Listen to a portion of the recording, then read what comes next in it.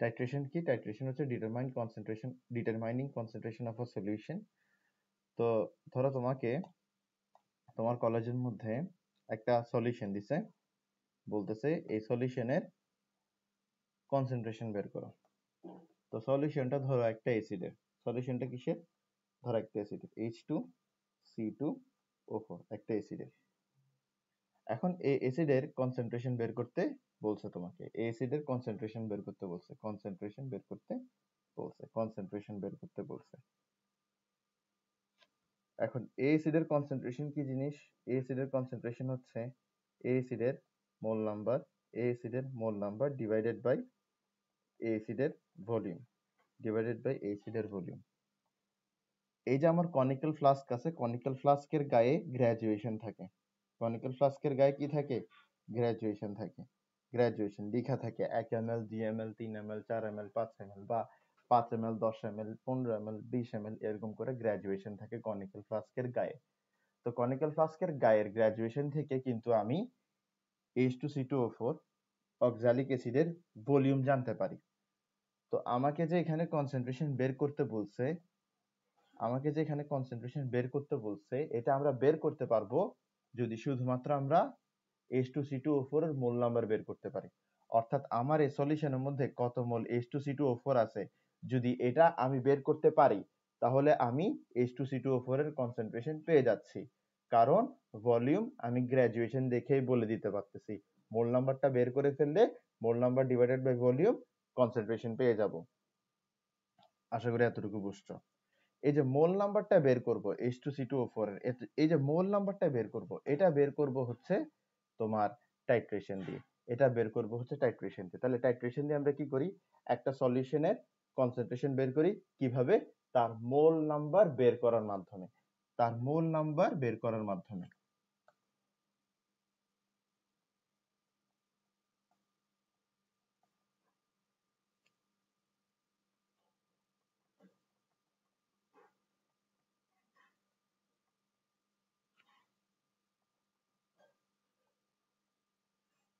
এবার মোল নাম্বারটা আমরা কিভাবে বের করতে পারি? আমরা কার কনসেন্ট্রেশন বের করতেছি? অক্সালিক অ্যাসিডের।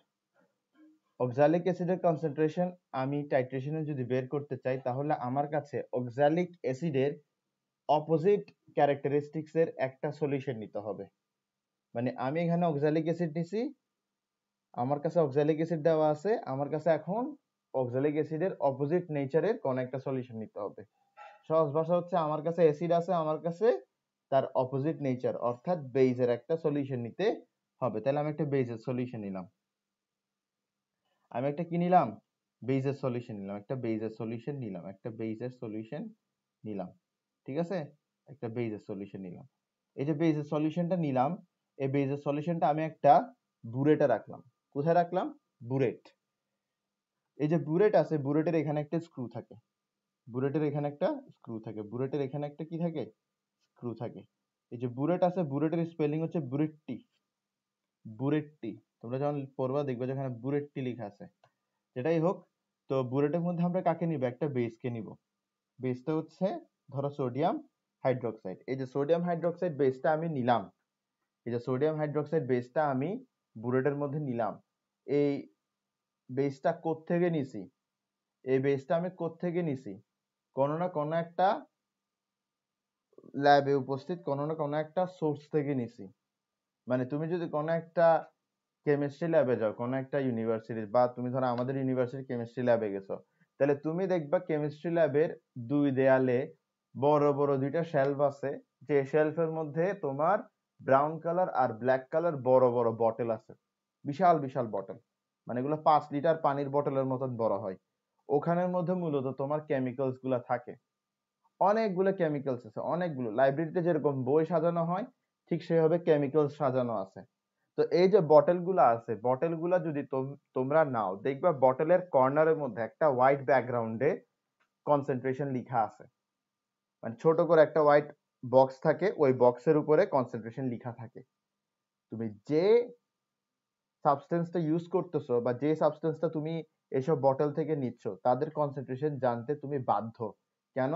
কারণ তুমি যেই বটল থেকে ওটা নিচ্ছ সেই বটলে তার কনসেন্ট্রেশন দেওয়া আছে। এই যে তুমি সোডিয়াম হাইড্রোক্সাইড নিছো, সোডিয়াম হাইড্রোক্সাইডের কনসেন্ট্রেশন ওই বোতলে দেওয়া থাকবে যে বোতল থেকে তুমি সোডিয়াম হাইড্রোক্সাইড নিছো। তাহলে তুমি কি জানো?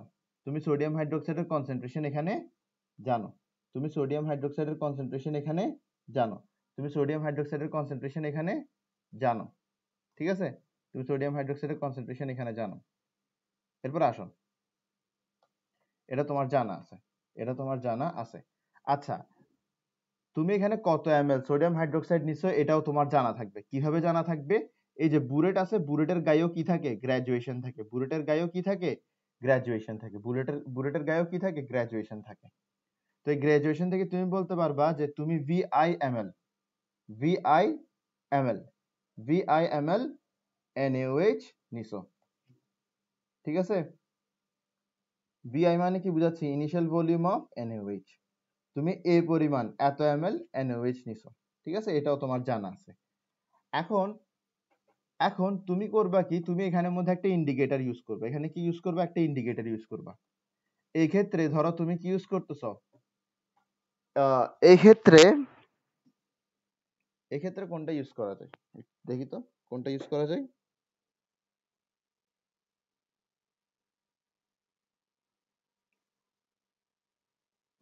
এই ক্ষেত্রে তুমি ফেনফথেলিন ইউজ করতে পারো।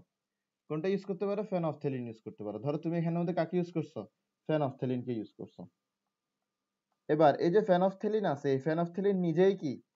ফেনফথেলিন নিজেই হচ্ছে একটা উইক বেস। ফেনফথেলিন নিজেই হচ্ছে কি একটা উইক অ্যাসিড। ফেনফথেলিন নিজে কি একটা উইক অ্যাসিড। তো এই যে উইক অ্যাসিড আছে, এই উইক অ্যাসিড কি H2CO4 এর সাথে রিঅ্যাক্ট করবে? উত্তর হচ্ছে রিঅ্যাক্ট করবে না। কেন করবে না? কারণ দোনোটাই অ্যাসিড, অ্যাসিড অ্যাসিডের সাথে রিঅ্যাক্ট করে না। আচ্ছা, এখন আমি একটা ছোটখাটো রিক্যাপ দিই। তুমি ল্যাবে গেছো, ল্যাবের মধ্যে যে ইনভিজিলেটর আছে সে তোমাকে বলছে H2C2O4 এর অর্থাৎ অক্সালিক অ্যাসিডের কনসেন্ট্রেশন বের করো। তো তোমাকে একটা কনিক্যাল ফ্লাস্কের মধ্যে সে H2C2O4 দিছে। তুমি ওখান থেকে জেনে গেছো, ওই কনিক্যাল ফ্লাস্কের গায়ের গ্রাজুয়েশন থেকে তুমি জেনে গেছো যে H2C2O4 এর ভলিউম কত। এখন H2C2O4 এর যদি মোল নাম্বার তোমার কোনোভাবে জানা হয়ে যায় তাহলে তুমি H2C2O4 এর কনসেন্ট্রেশন জেনে যাবা। এখন তুমি এই মোল নাম্বার জানার শত চেষ্টা করবা। এই মোল নাম্বার জানার জন্য তুমি একটা প্রসেস ফলো করবা, যেটাকে বলা হবে টাইট্রেশন। তো টাইট্রেশন কিভাবে করবা? প্রথমে একটা বুলেট নিবা, তো বুলেটের মধ্যে করবা কি? তুমি যার মোল নাম্বার বের করতেছো তার অপোজিট নেচারের কিছু একটা নিবা। তুমি H2C2O4 অর্থাৎ একটা অ্যাসিডের মোল নাম্বার বের করতেছো, তো তোমার কাছে বুলেটের মধ্যে নিতে হবে একটা বেস। তো তুমি বুলেটের মধ্যে একটা বেস নিছো, ঠিক আছে? তো বুলেটের মধ্যে তুমি কত ml বেস নিছো এটা কিন্তু তুমি বুলেটের গায়ের গ্রাজুয়েশন থেকে জেনে যাবা। আর বুলেটের মধ্যে তুমি যে বেসটা নিছো তার কনসেন্ট্রেশন কিন্তু তোমার জানা থাকবে। কেন জানা থাকবে? কারণ এই যে বেসটা আছে এটা তুমি কোনো না কোনো একটা বড় বটল থেকে নিছো ল্যাবের মধ্যে, ওই বটলের গায়ে লেখা ছিল এই বেসের কনসেন্ট্রেশন কত। তাহলে তোমার কাছে কি কি জানা আছে? তোমার কাছে জানা আছে H2C2O4 এর ভলিউম, তোমার কাছে জানা আছে বেসের কনসেন্ট্রেশন। তোমার কাছে কি লাগবে? তোমার কাছে H2C2O4 এর মোল নাম্বার লাগবে, যাতে তুমি H2C2O4 এর কনসেন্ট্রেশন বের করতে পারো। এটা কিভাবে করবা? দেখো, তুমি এখানে আগে যে বেসটা নিছো আর যে অ্যাসিডটা নিছো তার রিঅ্যাকশন লিখবা। যে বেসটা নিছো আর যে অ্যাসিডটা নিছো তার রিঅ্যাকশন লিখবা। তো H2C2O4 প্লাস NaOH,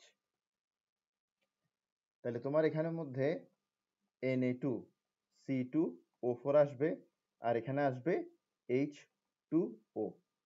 তোমার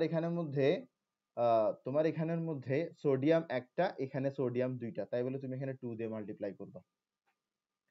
আশা করি বুঝে গেছে। এরপর তোমার কাছে এখানেও 2 দিয়ে মাল্টিপ্লাই করতে হবে। এভাবে করলে তোমার পুরো কাহিনীটা ব্যালেন্স হয়ে যাবে। H2O এর ব্যালেন্সিংটার জন্য আমি সাধারণত H2O কে HOH আকারে লিখি। তোমার কোনো টিচার এটাকে কাটবে না কখনো। H2O কে তুমি যদি HOH আকারে লিখো তোমার কোনো টিচার কখনো কাটবে না।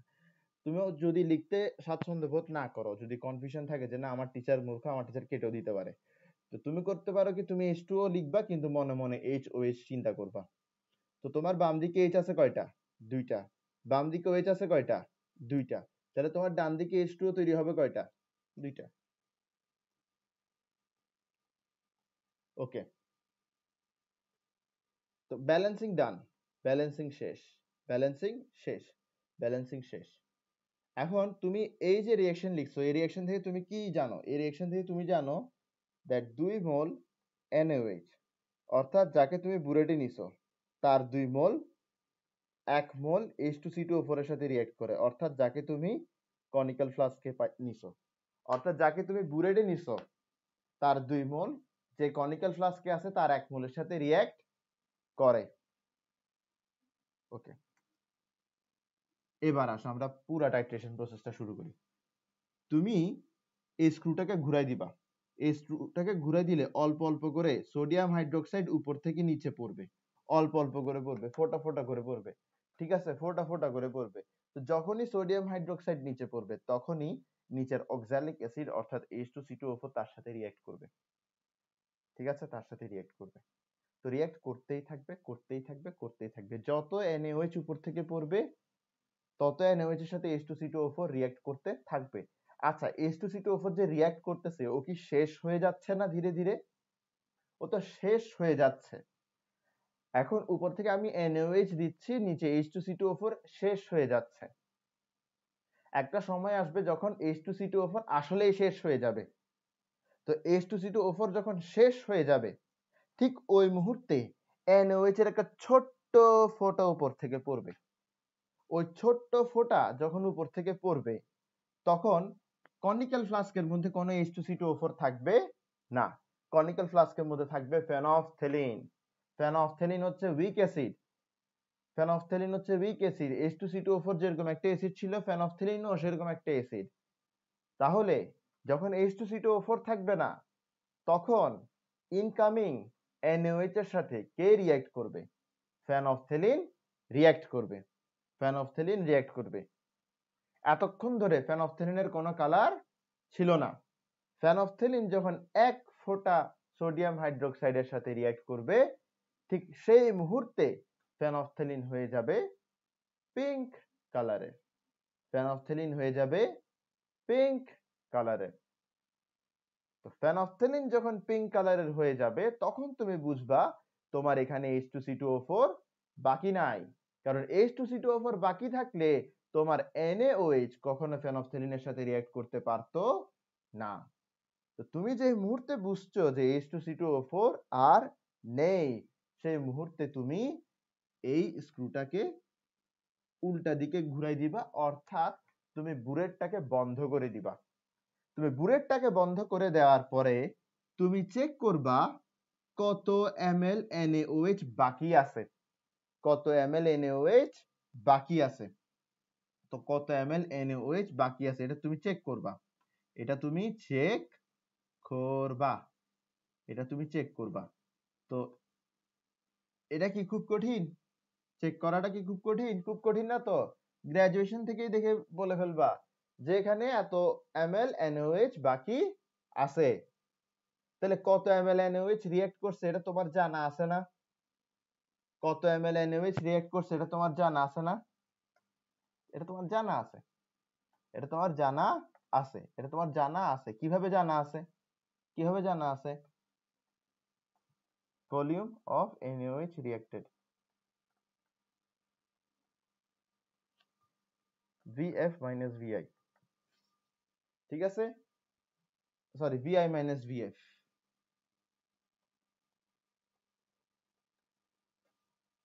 আগে কত ml NaOH বুলেটে নিছিলা আর এখন কত ml NaOH বুলেটে বাকি আছে, এই দুইটার মধ্যে যদি তুমি পার্থক্যটা বের করো তাহলে তুমি জেনে যাবা যে কত ml NaOH রিঅ্যাকশনে অংশগ্রহণ করছে। তাহলে ভলিউম অফ NaOH রিঅ্যাক্টেড তোমার জানা আছে, কনসেন্ট্রেশন অফ NaOH তোমার জানা আছে। তোমার কি কি জানা আছে?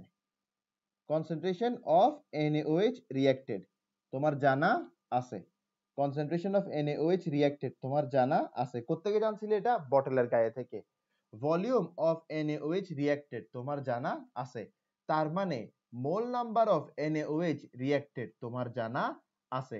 মোল নাম্বার অফ NaOH রিঅ্যাক্টেড তোমার জানা আছে, মোল নাম্বার অফ NaOH রিঅ্যাক্টেড তোমার জানা আছে। কিভাবে?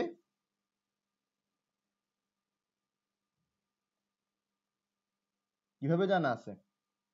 মোল নাম্বার কিভাবে বের করে? কনসেন্ট্রেশন ইনটু ভলিউম না? মোল নাম্বার কিভাবে বের করে? Concentration into volume.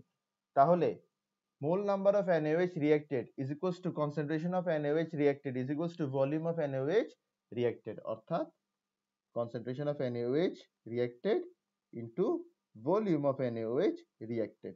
তাহলে তুমি কি জানো? তুমি জানো মোল নাম্বার অফ NaOH reacted, কত মোল NaOH রিঅ্যাক্ট করছে এটা তুমি জানো। তো কত মোল NaOH রিঅ্যাক্ট করছে এটা তুমি জানো। তুমি রিঅ্যাকশন থেকে এটা জানছিলা যে 2 মোল NaOH 1 মোল অক্সালিক অ্যাসিডের সাথে রিঅ্যাক্ট করে। তুমি রিঅ্যাকশন থেকে জানছিলা যে 2 মোল NaOH 1 মোল অক্সালিক অ্যাসিডের সাথে রিঅ্যাক্ট করে। আর এখন হিসাব কিতাব করে তুমি জানতে পারছো কত মোল NaOH এখানে আসলে রিঅ্যাক্ট করছিল। তো 2 মোল যদি 1 মোলের সাথে রিঅ্যাক্ট করে, তাহলে এত মোল কত মোলের সাথে রিঅ্যাক্ট করবে এটা কি আমরা বের করতে পারি না? ইউনিটারি মেথডের মাধ্যমে তো বের করতে পারি, ইউনিটারি মেথডের মাধ্যমে তো বের করতে পারি, ইউনিটারি মেথডের মাধ্যমে তো বের করতে পারি। ধরো এত মোল আসছে, ধরো এত মোল NaOH রিঅ্যাক্ট করছে, ঠিক আছে? তো 2 মোল NaOH রিঅ্যাক্ট করবে 1 মোলের সাথে, তাহলে এত মোল NaOH রিঅ্যাক্ট করবে কত মোলের সাথে?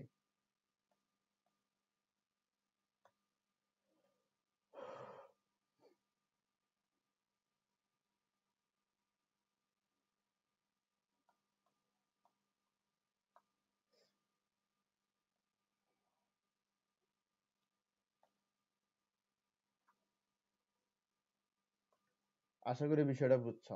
2 মোল 1 মোলের সাথে রিঅ্যাক্ট করে, ঠিক আছে? তার মানে NaOH তুমি যে পরিমাণ নিবা তার অর্ধেক পরিমাণ H2CO4 এর সাথে রিঅ্যাক্ট করবে।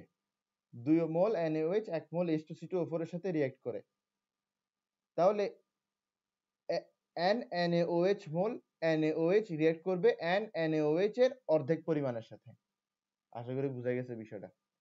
আশা করি বিষয়টা বুঝা গেছে। সহজ ভাষা হচ্ছে 2 মোল NaOH যদি 1 মোল H2SO4 এর সাথে রিঅ্যাক্ট করে, সরি 2 মোল NaOH যদি 1 মোল H2CO4 এর সাথে রিঅ্যাক্ট করে, তাহলে 1 মোল NaOH রিঅ্যাক্ট করবে 1/2 মোল H2CO4 এর সাথে, তাহলে NaOH মোল NaOH রিঅ্যাক্ট করবে NaOH divided by 2 mole H2CO4 এর সাথে।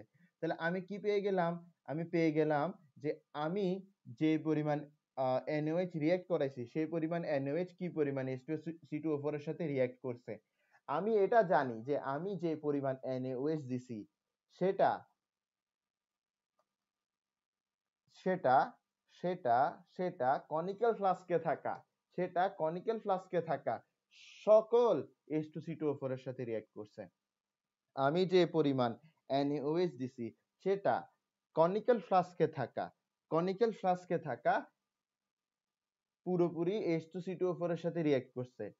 তার মানে এই পরিমাণ H2CO4 এখানে ছিল, এই পরিমাণ H2CO4 ছিল, এত মোল H2CO4 এখানে ছিল, এত মোল H2CO4 এখানে ছিল। তো H2CO4 এখানে কত ছিল এটা যদি আমাদের জানা থাকে তাহলে কি আমরা কনসেন্ট্রেশনটা বের করতে পারি না? অবশ্যই অবশ্যই বের করতে পারি। আমরা ধরে নিলাম যে এটা করলে আসবে হচ্ছে NH2C2O4। বুঝা গেছে টাইট্রেশন দিয়ে কিভাবে আমরা কনসেন্ট্রেশন বের করতে পারি?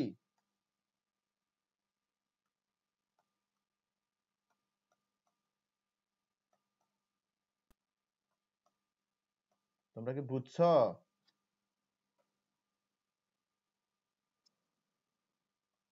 এটা আমি আগেও একবার বুঝাইছি, তোমরা বাই চান্স ভুলে গেছো ভেবে আমি আবার বুঝাইলাম জিনিসটা। খুব ইজি একটা জিনিস, ঠিক আছে? খুব ইজি একটা জিনিস। আর যদি বাই চান্স কনফিউশন থাকে রেকর্ডেডটা একটু দেখে নিও, আশা করি কনফিউশন থাকবে না। ওকে, তো এটা গেল।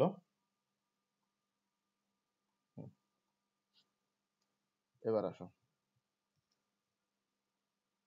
এবার আমরা যেটা পড়বো সেটা হচ্ছে টাইট্রেশন গ্রাফ, হচ্ছে নিউট্রালাইজেশন কার্ভ বা টাইট্রেশন কার্ভ।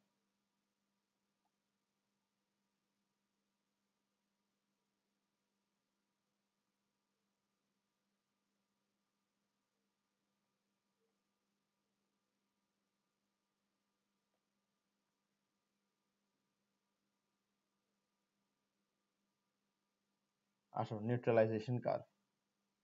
নিউট্রালাইজেশন কার্ভ কি জিনিস এটা পড়বো আমরা।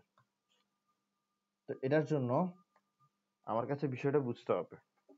দেখো, আমি যে টাইট্রেশন করতেছি, টাইট্রেশনের যে পিএইচ এর চেঞ্জটা আছে, এটা যদি আমি একটা গ্রাফে প্রকাশ করি, তাহলে সেই গ্রাফটাকে বলা হবে নিউট্রালাইজেশন কার্ভ। আশা করি বুঝা গেছে। আমি যে টাইট্রেশন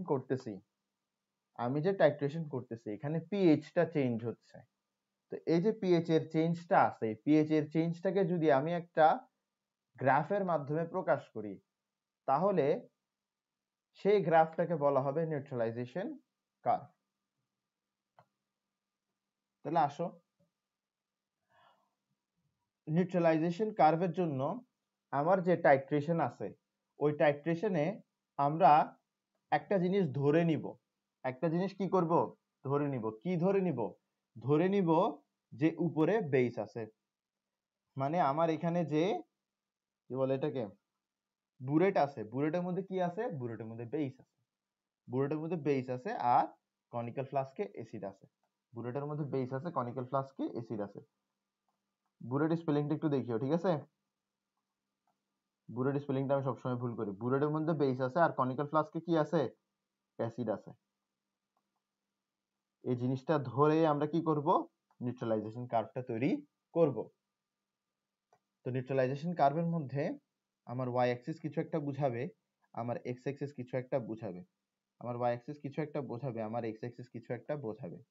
ওয়াই অ্যাক্সিস কিছু একটা বোঝাবে, এক্স অ্যাক্সিস কিছু একটা বোঝাবে।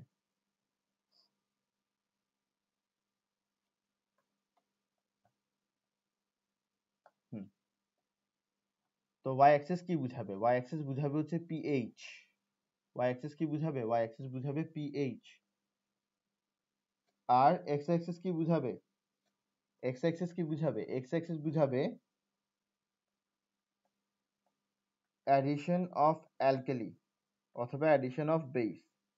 অ্যাডিশন অফ অ্যালকালি অথবা অ্যাডিশন অফ বেস। আচ্ছা, কি পরিমাণ অ্যালকালি অ্যাড করছি, এটা কি কত মোল অ্যালকালি অ্যাড করছি এটা লিখবো? না, এটা আমি লিখবো কত এমএল অ্যালকালি অ্যাড করছি। ঠিক আছে, কত এমএল অ্যালকালি অ্যাড করছি, এটা আমি দিক দিয়ে লিখবো, এই দিক দিয়ে প্লট করব, এক্স অ্যাক্সিসে প্লট করব। এমএল যা কথা, সেন্টিমিটার কিউব তা কথা, তাই বলে আমরা এমএল ও লিখতে পারি, সেন্টিমিটার কিউবও লিখতে পারি। তো এমএল আর সেন্টিমিটার কিউব এই দুইটার মধ্যে কাইন্ডলি কনফিউজ হইও না। আশা করি বুঝছো। তো আসো আমরা একটা এক্সাম্পল দেখি। তো এরকম কয় ধরনের নিউট্রালাইজেশন কার্ভ পাবো? এক্সাম্পল পরে যাচ্ছি, আগে বলি যে এরকম কয় ধরনের নিউট্রালাইজেশন কার্ভ পাবো। এরকম আমি মোটমাট 4 ধরনের নিউট্রালাইজেশন কার্ভ পাবো। কয় ধরনের নিউট্রালাইজেশন কার্ভ পাবো? 4 ধরনের। প্রথমটা হচ্ছে তোমার স্ট্রং অ্যাসিড স্ট্রং বেস। তুমি উপরে স্ট্রং বেস নিছো, নিচে স্ট্রং অ্যাসিড নিছো, এমনটা করলে তুমি এক প্রকার নিউট্রালাইজেশন কার্ভ পাবা। এরপরে এরপরে হচ্ছে তোমার স্ট্রং বেস উইক অ্যাসিড।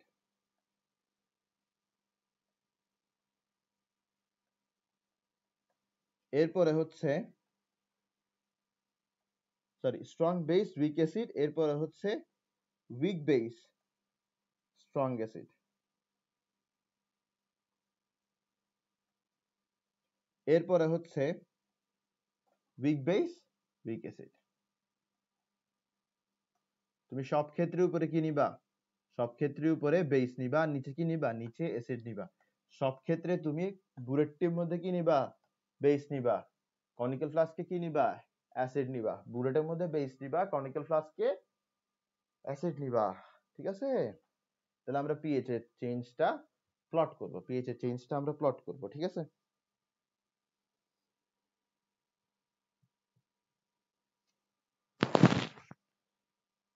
ওকে, তোমরা strong acid, week acid, strong base, week base এদের পিএইচ এর রেঞ্জ জানো?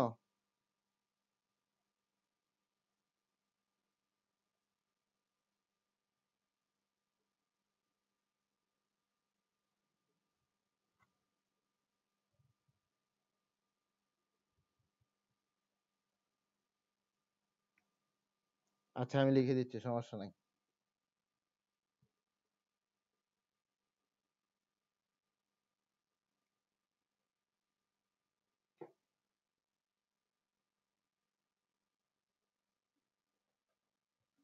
তোমার আসলে পিএইচ রেঞ্জের যে বিষয়টা আছে এটা কিন্তু তোমার কোনো মানে নির্দিষ্ট না, বুঝছো? এটা মোটেও নির্দিষ্ট না। এটা সবসময় এক এক জায়গায় এক একটা লেখা থাকে। আমরা যখন ইন্টারমিডিয়েটে ছিলাম আমরা একটা পড়ছি, আমরা ভার্সিটিতে উঠে আমরা আরেকটা পড়তেছি। তো এই জিনিসটা মোটেও কি না, নির্দিষ্ট না। এটা মোটেও নির্দিষ্ট না। তাহলে স্ট্রং অ্যাসিডের পিএইচ কত? কোন একটা সলিউশনকে আমরা স্ট্রং অ্যাসিডিক কখন বলতে পারবো? যখন তার পিএইচটা হবে 0 থেকে 3 পর্যন্ত। কখন আমরা এটাকে উইক বেস বলতে পারবো?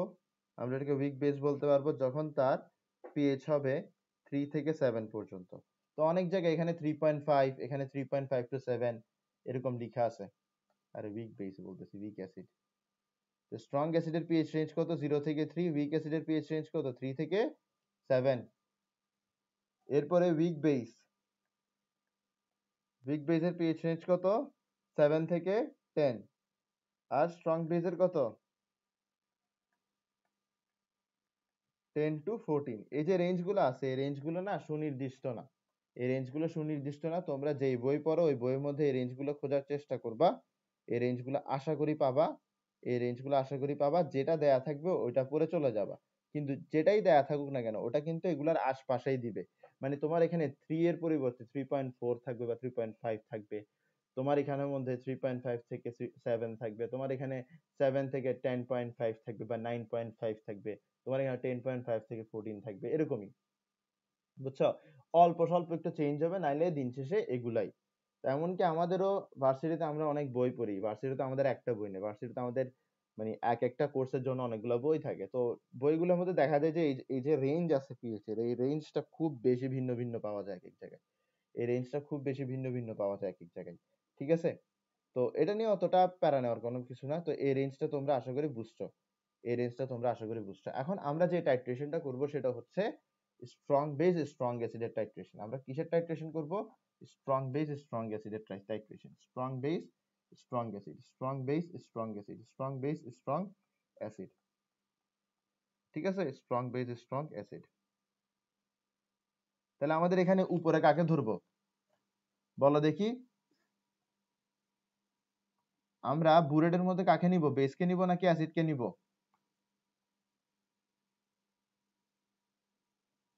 বুরেটের মধ্যে কাকে নিব? এক্স্যাক্টলি, বুলেটের মধ্যে আমরা নিব বেস। বুলেটের মধ্যে আমরা নিব বেস। বুলেটের মধ্যে আমরা নিব বেস। এগুলো একটু পরিষ্কার করে দিই।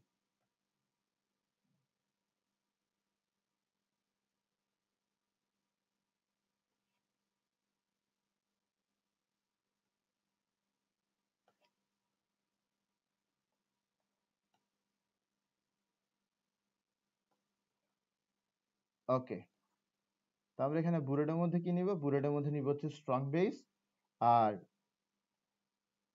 কনিক্যাল ফ্লাস্কের মধ্যে নিব হচ্ছে স্ট্রং অ্যাসিড। ঠিক আছে? ওকে, তো আমরা টাইট্রেশন করতেছি। টাইট্রেশন করা মানে হচ্ছে কনিক্যাল ফ্লাস্কে যে আছে তার কনসেন্ট্রেশন বের করা। এটাই হচ্ছে টাইট্রেশন, ঠিক না? এটাই হচ্ছে টাইট্রেশন। এটাই হচ্ছে টাইট্রেশন। এটাই হচ্ছে টাইট্রেশন। এখন এই ঘটনার মধ্যে পিএইচ এর চেঞ্জটা প্লট করলে ওটা হবে নিউট্রালাইজেশন কার্ভ। ওটা হবে নিউট্রালাইজেশন কার্ভ। ওটা হবে নিউট্রালাইজেশন কার্ভ। আচ্ছা, এখন আমি যদি আগে ভাগে বলি যে এখানের মধ্যে স্ট্রং অ্যাসিড এত মোল আছে, কথাটা একটু বেশি ফাত্রামি হয়ে যাবে না? এখানে স্ট্রং অ্যাসিড এত মোল আছে, এই কথাটা বলাটা একটু ফাত্রামি হয়ে যাবে না? অবশ্যই ফাত্রামি হবে, কারণ আমি তো টাইট্রেশন দিয়ে এই জিনিসটা বের করব। স্ট্রং অ্যাসিড কত মোল আছে, স্ট্রং অ্যাসিডের কনসেন্ট্রেশন কত, এটাই তো আমি বের করব। এখন আমি যদি শুরুতে এটা বলে দিই যে এখানে এত মোল স্ট্রং অ্যাসিড বা হ্যাঁ এত মোল এখানে স্ট্রং অ্যাসিড আছে, এটা যদি শুরুতে বলে দিই, কথাটা ফাত্রামি হইলো না? অবশ্যই অবশ্যই 100% ফাত্রামি হইলো। কিন্তু বিষয়টা হচ্ছে পিএইচ কার্ভটা বোঝার জন্য, পিএইচ কার্ভটা বোঝার জন্য আমাদের কাছে আসলে আগে থেকেই বুঝতে হবে যে এখানের মধ্যে কত মোল স্ট্রং অ্যাসিড আছে। মানে ধরো আমি টাইট্রেশন করলাম, টাইট্রেশন করার পরে আমি স্ট্রং অ্যাসিড কত মোল আছে এটা জেনে যাব না? অবশ্যই জেনে যাব। তো টাইট্রেশন করার পরে আমি জানলাম, ঠিক আছে? এখন আমি জানি যে এখানে কত মোল স্ট্রং অ্যাসিড আছে।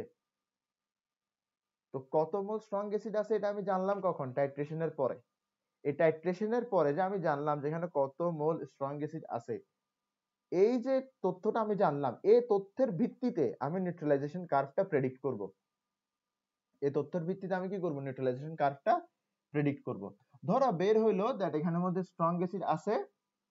ধরো আফটার টাইট্রেশন কি পাইলাম? ধরো আফটার টাইট্রেশন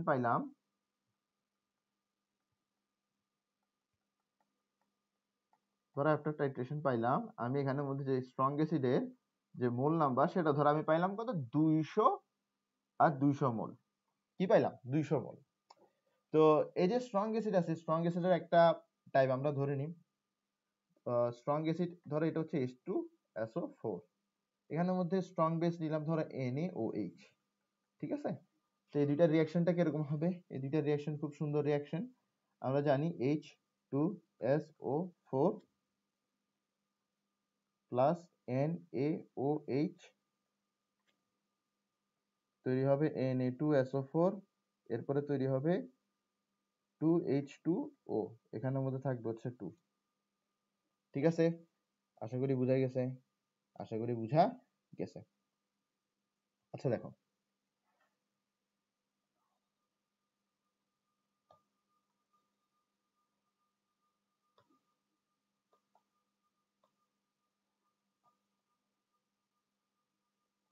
এই রিঅ্যাকশনটা এখানে হচ্ছে, কোনো সন্দেহ আছে? এই রিঅ্যাকশনটা যেখানে হচ্ছে কোনো সন্দেহ নাই, আমার এখানের মধ্যে 200 মোল কি ছিল? H2SO4 ছিল। আমার এখানে 200 মোল H2SO4 ছিল। আমার এখানে 200 মোল H2SO4 ছিল। আমার এখানে 200 মোল H2SO4 ছিল। আমি উপর থেকে ফোটা ফোটা NaOH যুক্ত করছি। NaOH যুক্ত করছি। ওকে, আসো। তাহলে দেখো, যখন আমি উপর থেকে 1 মোল NaOH যুক্ত করলাম,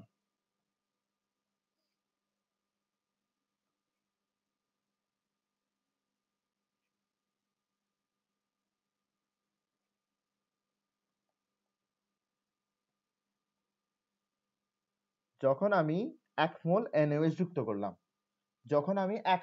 যুক্ত করলাম, ঠিক আছে? যখন আমি 1 মোল NaOH, আচ্ছা না, যখন আমি 2 মোল NaOH যুক্ত করলাম, কত মোল? 2 মোল। বুঝার চেষ্টা করো। যখন আমি 2 মোল NaOH যুক্ত করলাম, তোমার এখানে H2SO4 কত মোল আছে? 200 মোল আছে না? H2SO4 তোমার এখানে 200 মোল আছে। এই 200 মোল H2SO4 এর সাথে আমি ফোটা ফোটা NaOH যুক্ত করতেছি। তো ফোটা ফোটা যুক্ত করতে করতে ধরো আমি NaOH যুক্ত করলাম 2 মোল। আমি NaOH যুক্ত করলাম কয় মোল? 2 মোল। তাহলে H2SO4 কত মোল থাকবে? আমি জানি 1 মোল H2SO4 2 মোল NaOH এর সাথে রিঅ্যাক্ট করে। 1 মোল H2SO4 2 মোল NaOH এর সাথে রিঅ্যাক্ট করে। এই তথ্য আমি কোথা থেকে জানছি? রিঅ্যাকশনটা থেকে। রিঅ্যাকশনের মধ্যেই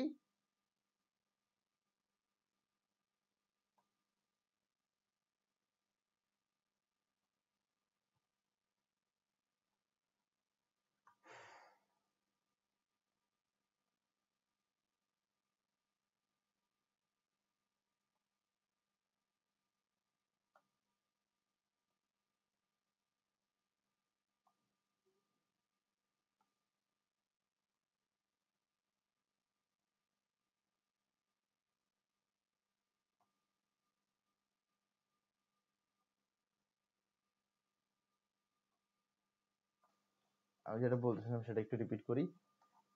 আমার এখানে 200 মোল স্ট্রং অ্যাসিড আছে। হ্যাঁ, আমি 2 মোল NaOH যুক্ত করলাম। 2 মোল NaOH যুক্ত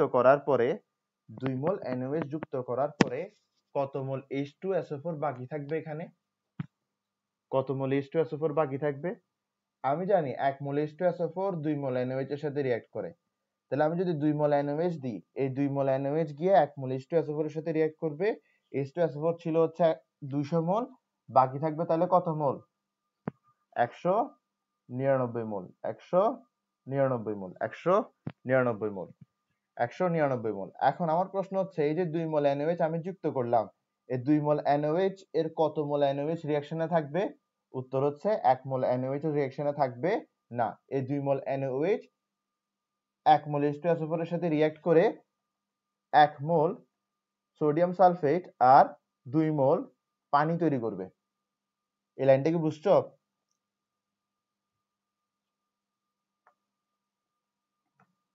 এই লাইনটা বুঝছো যেটা এখন লিখলাম?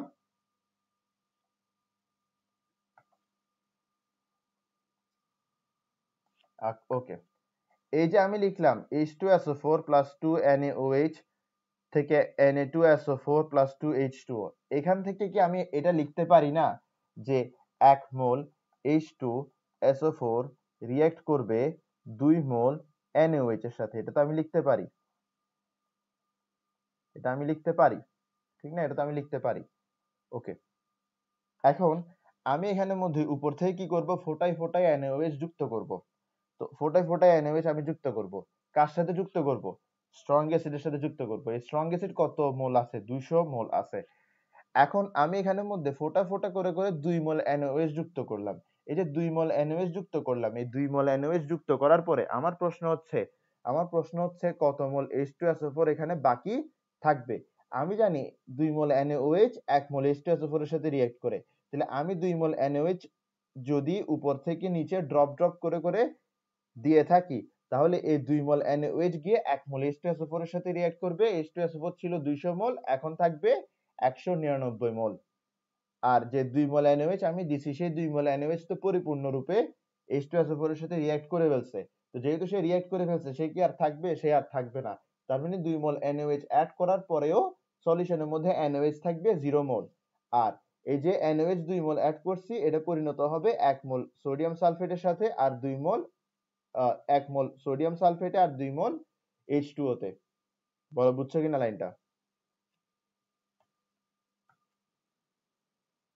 ওকে, ধরো আমি এরকম ফোটা ফোটা করে অ্যাড করতে করতে একটা সময় ইন টোটাল 20 মোল অ্যাড করে ফেলছি, মানে উপরে 2 মোল সহ ইন টোটাল কত মোল অ্যাড করছি? 20 মোল অ্যাড করছি। তো 20 মোল অ্যাড করলে কি হবে? এই যে আমি 20 মোল অ্যাড করলাম, এই যে আমি 20 মোল অ্যাড করলাম, এই 20 মোল NaOH গিয়ে যদি 2 মোল NaOH 1 মোল H2SO4 এর সাথে রিঅ্যাক্ট করে, তাহলে 20 মোল NaOH 10 মোল H2SO4 এর সাথে রিঅ্যাক্ট করবে। 2 মোল NaOH যদি 1 মোল H2SO4 এর সাথে রিঅ্যাক্ট করে, তাহলে 20 মোল NaOH 10 মোল H2SO4 এর সাথে রিঅ্যাক্ট করবে। তো H2SO4 আছে হচ্ছে 200, আর যদি এখান থেকে 10 মোল H2SO4 এর রিঅ্যাকশন হয়ে যায়, তাহলে এখানে বাকি থাকবে 190 মোল। তাহলে 190 মোল H2SO4 বাকি থাকবে। আমার প্রশ্ন হচ্ছে কত মোল NaOH বাকি থাকবে? NaOH বাকি থাকবে 0 মোল। কারণ এই যে 20 মোল NaOH আমি যুক্ত করলাম, এই যে 20 মোল NaOH আমি যুক্ত করলাম, এই 20 মোল NaOH যুক্ত করার পরে এই 20 মোল NaOH পুরোপুরি 10 মোল H2SO4 এর সাথে রিঅ্যাক্ট করে ফেলছে। তার মানে 20 মোল NaOH নাই, সে রিঅ্যাক্ট করে ফেলছে। সে রিঅ্যাক্ট করে ফেলছে 10 মোল H2SO4 এর সাথে, আর সে তৈরি করছে এখানের মধ্যে 10 মোল সোডিয়াম সালফেট আর 20 মোল H2O। ওকে, এরপরে আসো, ঠিক এইভাবে ফোটা ফোটা করে করে অ্যাড করতে করতে একটা সময় গিয়ে আমি অ্যাড করব কত? একটা সময় গিয়ে আমি অ্যাড করব হচ্ছে একটা সময় গিয়ে আমি অ্যাড করব হচ্ছে 400 মোল। অ্যাড করতে করতে একসময় 400 মোল অ্যাড হবে না? হবে তো। তো যখন আমি 400 মোল NaOH অ্যাড করব, তা আমি জানি 2 মোল NaOH 1 মোল H2SO4 এর সাথে রিঅ্যাক্ট করে। তাহলে 400 মোল NaOH 200 মোল H2SO4 এর সাথে রিঅ্যাক্ট করবে। 400 মোল NaOH যদি 200 মোল H2SO4 এর সাথে রিঅ্যাক্ট করে, তাহলে H2SO4 কত মোল বাকি থাকলো? 0 মোল। 0 মোল বাকি থাকলো। NaOH কত মোল বাকি থাকলো? 0 মোল বাকি থাকলো। কেন 0 মোল বাকি থাকবে? কারণ যে 400 মোল আমি দিছি, সে 400 মোল তো 200 মোলের সাথে রিঅ্যাক্ট করে ফেলছে। ঠিক আছে? ওকে, এরপরে তোমার এখানে কি থাকবে? এখানে থাকবে হচ্ছে তোমার 200 মোল সোডিয়াম সালফেট আর 400 মোল পানি। ওকে, এরপরে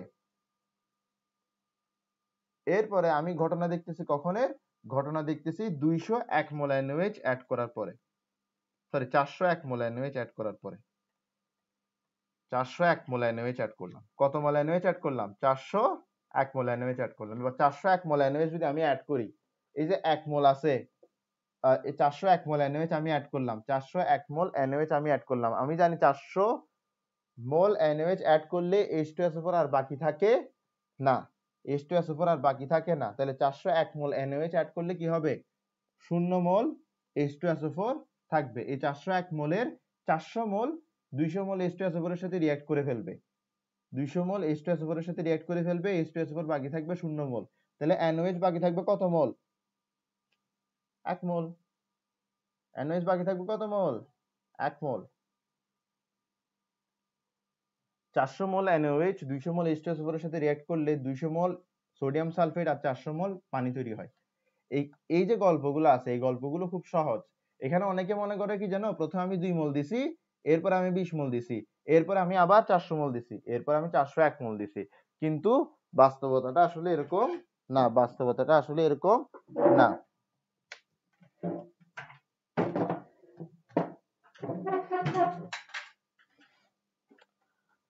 সরি আমার আপুর বিড়াল ঘুম থেকে উঠছে আসলে। আচ্ছা আসো। তো দেখো, তো যখন আমি এটা বুঝাই, আমার সব স্টুডেন্ট মনে করে যে আমি প্রথমে 2 মোল অ্যাড করছি, এরপরে 20 মোল অ্যাড করছি, এরপরে 400 মোল অ্যাড করছি, এরপরে 401 মোল অ্যাড করছি। আসলে বিষয়টা এরকম না। আমি 2 মোল অ্যাড করার পরে আমি আরো কয়েকটা ফোঁটা পড়ছে, এরপর 3 মোল অ্যাড, মানে মোট মার 3 মোল অ্যাড হইছে, এরপর আরো কয়েকটা ফোঁটা পড়ছে, মোট মার 4 মোল 5 মোল অ্যাড হইছে। এরকম করে করে করে করে অল্প অল্প অ্যাড করতেছি। তো একটা সময় গিয়ে 2 মোল হয়ে যাবে 20 মোল, আবার এই 20 মোল হয়ে যাচ্ছে 400 মোল, আবার এই 400 মোল হয়ে যাচ্ছে 401 মোল। তার মানে যখন আমি 20 মোল NaOH এর পরের ঘটনা বলতেছি, তখন এই 20 মোলের মধ্যে এই 2 মোল ইনক্লুডেড। যখন আমি 400 মোল NaOH অ্যাড করার পরের ঘটনা বলতেছি, তখন এই 400 মোলের মধ্যে তখন এই 400 মোলের মধ্যে তখন এই 400 মোলের মধ্যে তখন এই 400 মোলের মধ্যে তখন এই 400 মোলের মধ্যে শেরু, তুমি দুষ্টুমি কেন করতেছো? ওকে, তখন দেখো এই 400 মোলের মধ্যে তখন এই 400 মোলের মধ্যে 20 মোল ইনক্লুডেড থাকবে। যখন আমি 401 মোলের কথা বলছি, তখন এই 401 মোলের মধ্যে এই 400 মোল ইনক্লুডেড থাকবে। তুমি ওদেরকে হাই বলবা? আচ্ছা দাঁড়াও, এ দেখো সিম্বা, হাই দাও। কে এখন দুষ্টুমি করবা না? কই যাও রে বাবা রে, যাও যাও যাও, খেলো খেলো। ওকে, আচ্ছা এটাই হোক। তো আমরা আশা করি এতটুকু বুঝছি, ঠিক না? এতটুকু আমরা আশা করি বুঝছি। আচ্ছা ঠিক আছে, দেখো এখন আমার প্রশ্ন হচ্ছে, আমি যদি এখানে পিএইচ বের করি, পিএইচ কত হবে? আমি যদি এখানে পিএইচ বের করি, পিএইচ কত হবে? আমি যদি এখানে পিএইচ বের করি, পিএইচ কত হবে? আমি যদি এখানে পিএইচ বের করি, পিএইচ কত হবে? আমি যদি এখানে পিএইচ বের করি, পিএইচ কত হবে? আচ্ছা, এখানের মধ্যে দেখো, এখানের মধ্যে তোমার স্ট্রং অ্যাসিড আছে। কে আছে? Strong acid. সরি, এটা কাটো। আচ্ছা রাখো, হ্যাঁ, আচ্ছা কাটো, বাদ দাও। এখানে কি আছে? Strong acid. কি আছে? Strong acid. তো আমার এখানে কি স্ট্রং বেস আছে? আমার এখানে স্ট্রং বেস নাই। এখন আমি কি জানি? আমি জানি স্ট্রং অ্যাসিডের পিএইচ কি 0 থেকে 3, 0 থেকে 3। এখানের মধ্যে স্ট্রং অ্যাসিড বেশি পরিমাণ আছে। তো স্ট্রং অ্যাসিড বেশি পরিমাণ থাকলে পিএইচটা কি হবে? কম হবে। তো পিএইচটা আমি ধরলাম 1 হবে, ঠিক আছে? তবে 20 মোল NaOH অ্যাড করার পরে আমার এখানের মধ্যে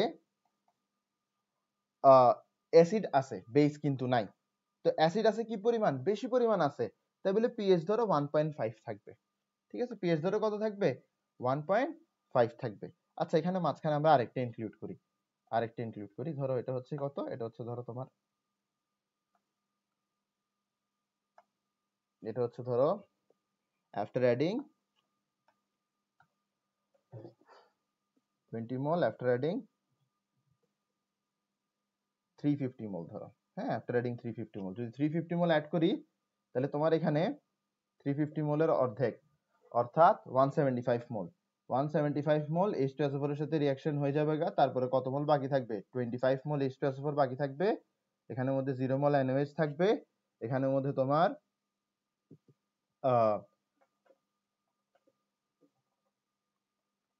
175 মোল সোডিয়াম সালফেট তৈরি হবে। এখানের মধ্যে তোমার 350 মোল পানি তৈরি হবে। আশা করি এই লাইনটা বুঝছো। আগের লাইনগুলো বুঝলে এই লাইনটা বোঝা কোনো ব্যাপার না।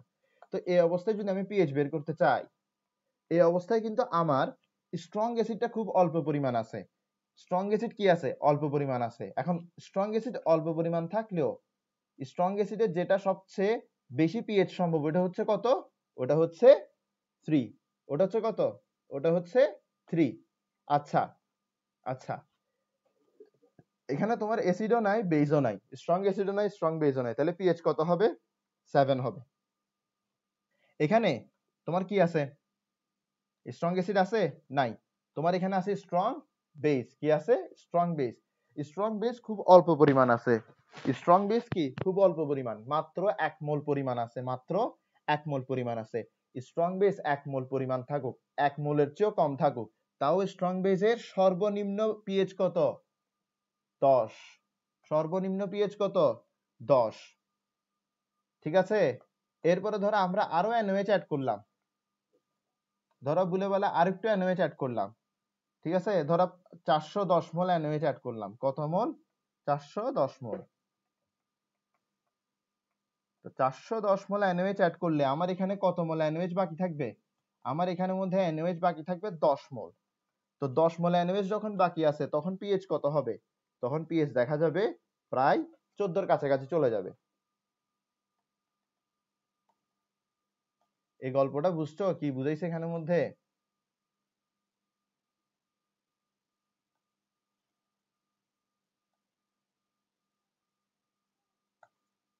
এটা কি বুঝছো নাকি আরেকটা রিপিটেশন দিব এই অংশটা? আচ্ছা বুঝছো, ভালো কথা। তো আমি একটা ছোটখাটো রিপিটেশন দিই এখানে। তোমার এখানের মধ্যে কনিক্যাল ফ্লাস্কের মধ্যে আছে হচ্ছে স্ট্রং অ্যাসিড, তুমি বুলেটের মধ্যে নিশ্চয় স্ট্রং বেস, তুমি উপর থেকে অল্প অল্প বেস অ্যাড করতেছো, তো বেস যত অ্যাড করতেছে স্ট্রং অ্যাসিডের পরিমাণ কমতে আছে, আর একটা সময় গিয়ে দেখা যাবে স্ট্রং অ্যাসিড পুরোপুরি শেষ হয়ে যাবে, একটু একটু করে বেসের পরিমাণ তখন বাড়তে থাকবে। তো প্রতিটা ধাপের মধ্যে আমরা পিএইচ মাপতে থাকবো, প্রতিটা ধাপে আমরা পিএইচ মাপতে থাকবো। তো যখন আমার স্ট্রং অ্যাসিড খুব বেশি পরিমাণ আছে, যখন আমার স্ট্রং অ্যাসিড খুব বেশি পরিমাণ আছে তখন তার পিএইচ হবে কম। মাথায় রাখবা, অ্যাসিড যত বেশি পিএইচ তত কম, বেস যত বেশি পিএইচ তত বেশি। অ্যাসিড যত বেশি পিএইচ তত কম, বেস যত বেশি পিএইচ তত বেশি। তো অ্যাসিড যখন যত বেশি পিএইচ তখন তত কম। এরপরে অ্যাসিড যখন যত কম পিএইচ তখন তত বেশি। এখন আমার এখানের মধ্যে যে অ্যাসিডটা আছে এটা হচ্ছে স্ট্রং অ্যাসিড, এটার পিএইচ 1 থেকে 3 এর মধ্যেই হবে, হাইয়েস্ট 3 যাবে, এরপরে যাবে না। 3.5 সম্ভব না, 4 সম্ভব না, 5 সম্ভব না, 6 সম্ভব না। H2SO4 যদি 1 মোলও থাকে তাও পিএইচ 3 এক্সিড করবে না, 4 ও সম্ভব না, 5 ও সম্ভব না। আশা করি বুঝা গেছে। একটা সময় আসবে যখন অ্যাসিড বেস কিছুই থাকবে না, তখন পিএইচ হবে 7।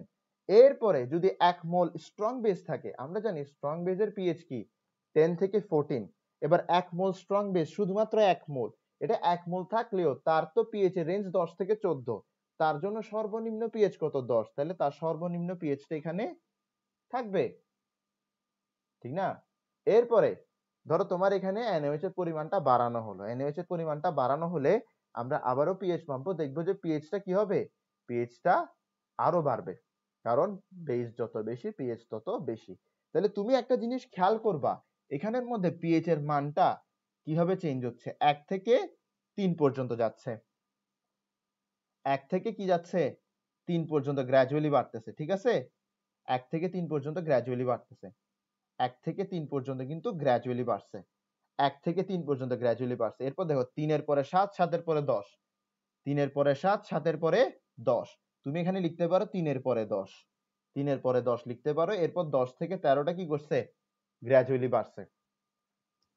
এখন তুমি বলতে পারো যে স্যার আপনি 7 মাঝখানে কেন দেন নাই? আসলে বিষয়টা হচ্ছে তুমি এখানে ফোঁটা ফোঁটা করে করে NaOH যুক্ত করতেছো। তো তুমি যখন ফোঁটা ফোঁটা করে NaOH যুক্ত করতেছো তখন তোমার যত পরিমাণ অ্যাসিড আছে ঠিক তত পরিমাণ, মানে যত পরিমাণ অ্যাসিড আছে ওটার জন্য ওটার সাথে যত পরিমাণ বেস রিঅ্যাক্ট করবে তুমি ঠিক তত পরিমাণ কখনো দিতে পারবা না। তুমি তো ফোঁটায় ফোঁটায় অ্যাড করতেছো, ভুলে ভালো তো একটা ফোঁটা বেশি পড়ে যেতে পারে, পড়ে যেতে পারে না? হয় একটা ফোঁটা বেশি পড়বে, না হয় একটা ফোঁটা কম পড়বে, কিন্তু বরাবর পড়বে না কখনো, এটা সম্ভবই না, এটা কেউ এটা কি করতে পারবে না, স্ট্রাইক করতে পারবে না। ঠিক আছে, তো তুমি যখন টাইট্রেশন করবা উপর থেকে বেসটা ফোটায় ফোটায় ফেলবা, তখন দেখা যাবে যে যে পরিমাণ অ্যাসিড আছে তার সাথে যে পরিমাণ বেস রিঅ্যাক্ট করতে পারবে, তুমি ঠিক সেই পরিমাণ বেস কখনো দিতে পারবা না। কেন দিতে পারবা না? কারণ হচ্ছে তুমি তো ফোটায় ফোটায় দিচ্ছ, তুমি হয়তো এক ফোঁটা বেশি দিবা, না হয় তুমি এক ফোঁটা কম দিবা। তো তুমি যদি কাটায় কাটায় 400 মোল NaOH দিতে না পারো, তাইলে এটা কখনো 0 0 আসবে? জীবনও তো আসবে না। তার মানে তুমি কখনো এই প্রসেসের মধ্যে পিএইচ মাপতে গেলে কখনোই এই pH 7 এর কন্ডিশনটা পাবা না, এটা সম্ভব না pH 7 এর কন্ডিশনটা পাওয়া। তুমি সরাসরি pH 10 পাবা, সরাসরি 13 পাবা। তাহলে তুমি দেখতেছো 1 থেকে 3 পর্যন্ত একটা গ্র্যাজুয়াল ইনক্রিজ আছে, এবার 3 থেকে 10 পর্যন্ত একটা জাম্প আছে, মানে একটা ইনস্ট্যান্টেনিয়াস চেঞ্জ। ইনস্ট্যান্টেনিয়াস মানে হচ্ছে হঠাৎ করে চেঞ্জ। ঠিক আছে, 1 থেকে 3, এরপর 3 থেকে 10, এরপর 10 থেকে 13। তো ইনস্ট্যান্টেনিয়াস চেঞ্জটা কেন হয়েছে বুঝা গেছে? ইনস্ট্যান্টেনিয়াস চেঞ্জটা হয়েছে কারণ হচ্ছে আমার এখানে পিএইচটা নির্ভর করতেছে স্ট্রং অ্যাসিড আর স্ট্রং বেজের উপরে। এবার স্ট্রং অ্যাসিডের সর্বোচ্চ পিএইচ হইতে পারবে 3, আর স্ট্রং বেজের সর্বোচ্চ পিএইচ হইতে পারবে 10। আর আমার এই সলিউশনের মধ্যে স্ট্রং অ্যাসিড আর স্ট্রং বেজ ছাড়া কেউ নাই। তোমার স্ট্রং অ্যাসিডের সর্বোচ্চ পিএইচ হইতে পারবে 3, স্ট্রং বেজের সর্বনিম্ন পিএইচ হইতে পারবে 10। তাহলে যখন তোমার অ্যাসিড শেষ হয়ে অল্প পরিমাণ বেস বাকি থাকবে, তখন ডিরেক্ট পিএইচ ঝাঁপ দিয়ে কই যাবে? 10 এ যাবে। স্ট্রং অ্যাসিড স্ট্রং বেসের জন্য তো 3 আর 10 এর মাঝখানের কোনো পিএইচ অ্যাপ্লিকেবল না। তাই বলে এই স্ট্রং বেস আর স্ট্রং অ্যাসিডের পিএইচ এর, স্ট্রং বেস আর স্ট্রং অ্যাসিড এর টাইট্রেশনের পিএইচ এর চেঞ্জটা কি রকম হয়? 1 থেকে 3 পর্যন্ত গ্র্যাজুয়াল, 3 থেকে 10 পর্যন্ত একটা ইনস্ট্যান্টেনিয়াস চেঞ্জ, এরপর 10 থেকে 13 পর্যন্ত একটা গ্র্যাজুয়াল চেঞ্জ। তাহলে বলো এই ইনস্ট্যান্টেনিয়াস চেঞ্জটার কারণ বুঝছো?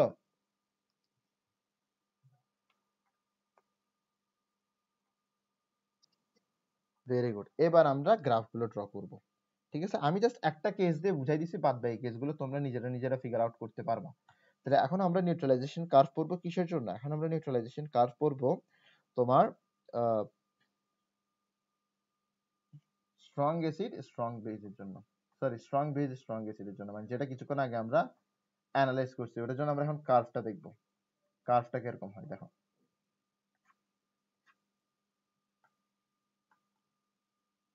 এটা হচ্ছে কার্ভটা।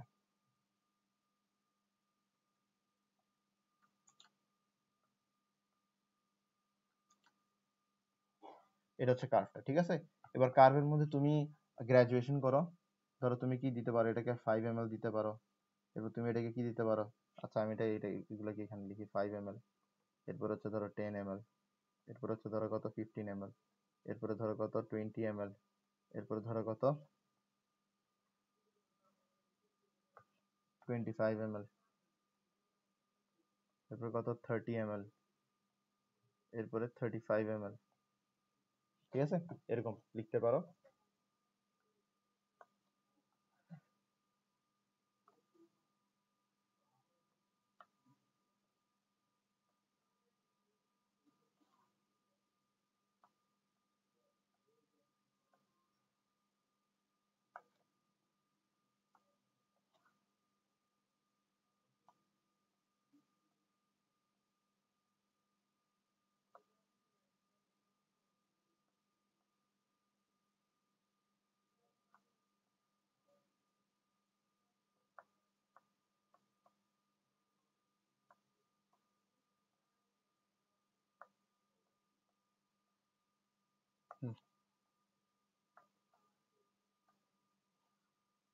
ঠিক আছে, 50 ml দিছো, 15 ml দিছো, এরপরে 20 ml দিবা,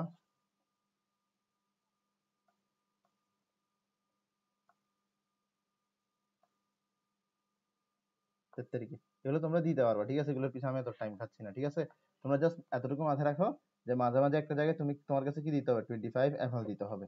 এরপর তোমার এখানে পিএইচ দিতে হবে, পিএইচটা তোমরা দিয়ে দিও। পিএইচটা কত হবে?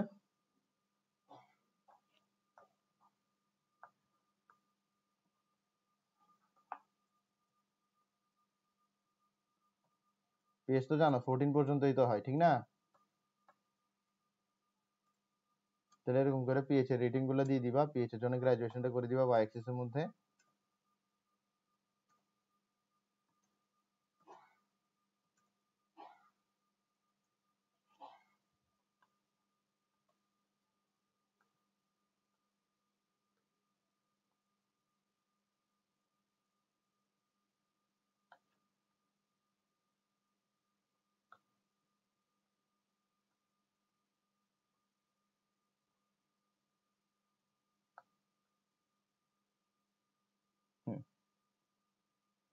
তো দেখো তোমার এখানের মধ্যে শুরুতে পিএইচ কত ছিল?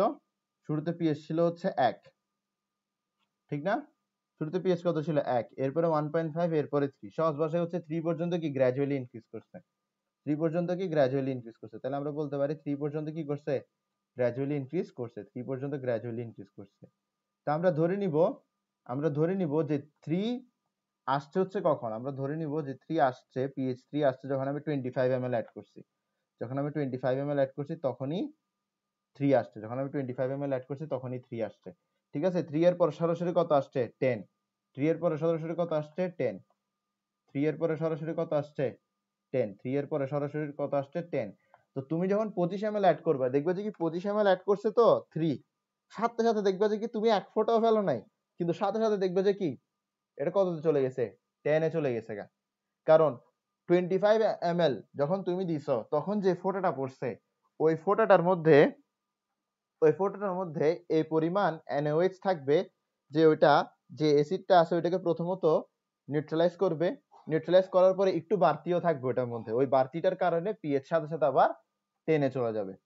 আশা করি বিষয়টা বুঝছো। বিষয়টা বুঝছো কি বলছে এখন? এই কার্ভটা বুঝে ফেললে কিন্তু একদম সেই লেভেলের মার্কস পাওয়া যায়। এগুলো ইজি জিনিস। এগুলো অনেকে বুঝে না। কেন বুঝে না জানি না। হয়তো তোমাদের বইয়ের মধ্যে বাজে করে লিখছে এই কারণে বুঝে না। তো কার্ভটা এরপরে এরকম করে মিলাই দিবা। আমি তো নিজেও মিলাইতে পারতেছি না। হ্যাঁ,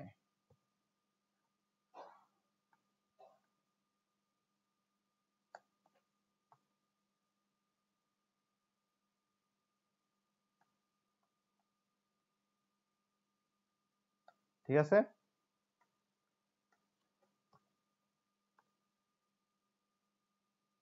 বুঝা গেছে? তাহলে এটাই হচ্ছে কি আমার স্ট্রং অ্যাসিড আর স্ট্রং বেজের নিউট্রালাইজেশন কার্ভ। এটা হচ্ছে স্ট্রং অ্যাসিড আর স্ট্রং বেজের কি নিউট্রালাইজেশন কার্ভ। বুঝছো এটা?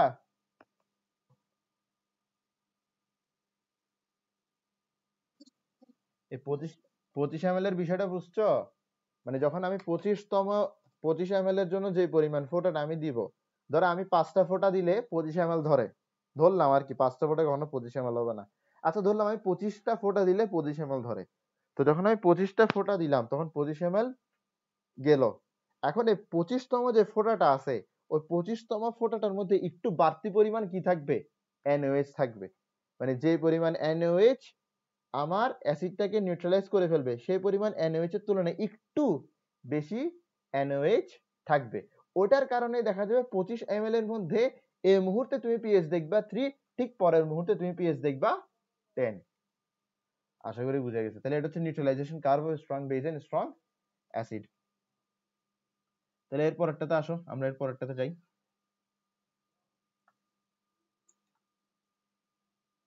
আরে মা,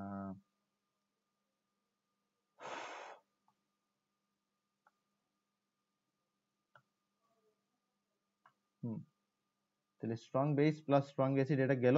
তো পরেরটাতে আমরা আসি।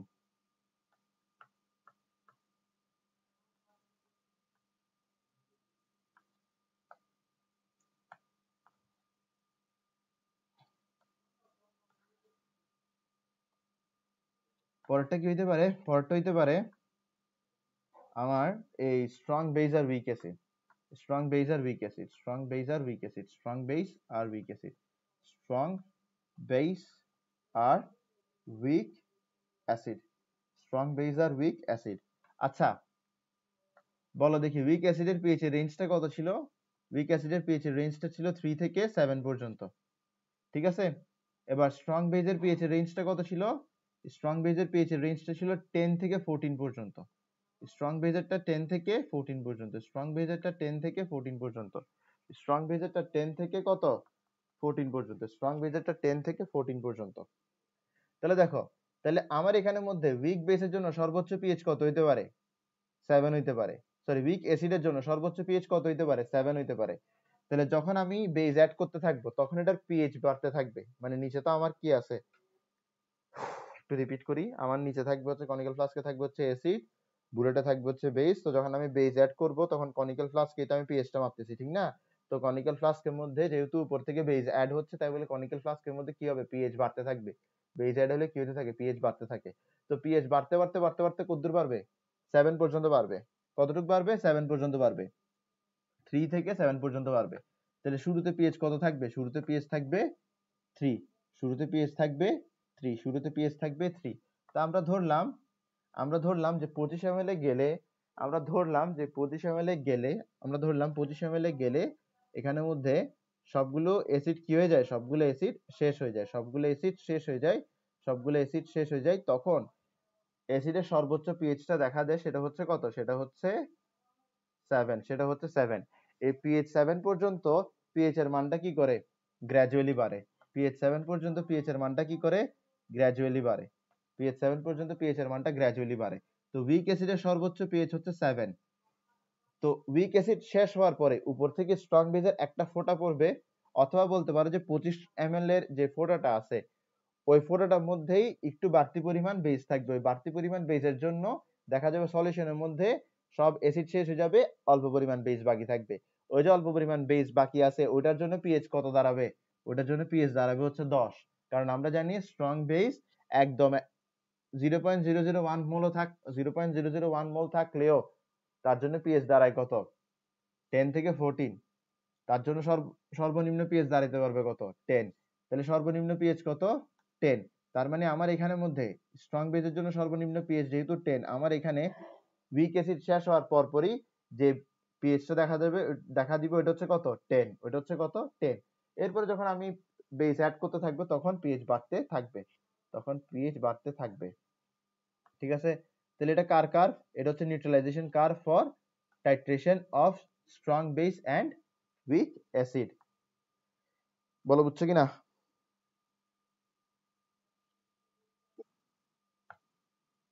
ভেরি গুড তাহলে পরেরটাতে আসি আমরা পরেরটা কি পরেরটা হচ্ছে আমাদের উইক বেস স্ট্রং অ্যাসিড